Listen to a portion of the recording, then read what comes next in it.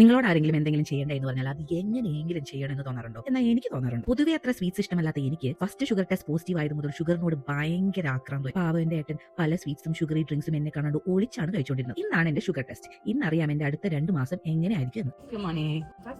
$9 Thank you. Yeah, exactly. It was not that bad. No, it's not that bad. Yeah, I heard scary stories about it, but no, it's not that bad. I can wait in the car if that's okay.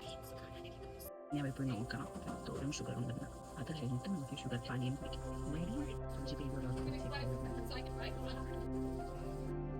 ആദ്യത്തെ കടമ്പ ഞാൻ flying കളേഴ്സിൽ പൂർത്തിയാക്കി. Fasting sugar ഇല്ലായിരുന്നു. പതിവ് പോലെ ഇത്തവണയും കുഴൽ മാറിയാണ് കുടിച്ച വെള്ളം അകത്ത് പോയത്. അത് കഴിഞ്ഞ് പിന്നെ 1 hour വെയിറ്റ് ചെയ്യാൻ ഒന്നും കഴിക്കില്ല എന്ന സൈൻ ചെയ്ത് കൊടുത്തിട്ടാണ് എന്നെ ഇറക്കി വിട്ടേക്കുന്നത്. ഇറങ്ങിയൊന്നും നടക്കില്ല, വണ്ടിയിൽ പോയി ചുമ്മാ കുത്തിയിരുന്നോളാം എന്ന് ഉറപ്പി. I am legally obligated to follow all that.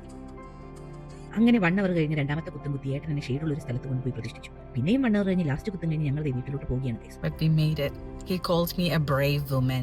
ഓരോ മിനിറ്റും ഞാൻ ടെസ്റ്റ് റിസൾട്ട്സിനായി വെയിറ്റിംഗ് ആയിരുന്നു. And guess what, I have passed the test. Sugar ഇല്ല ഗൈസ്. സോ ആ സന്തോഷത്തിൽ ഒരു ബിരിയാണി ഒക്കെ മേടിച്ച് മൈലോനെ കെട്ടിപ്പിടിച്ച് ഞങ്ങൾ ഈ ദിവസം അവസാനിച്ചു. ബാക്കി വിശേഷങ്ങൾ അടുത്ത വീഡിയോയിൽ. Bye guys.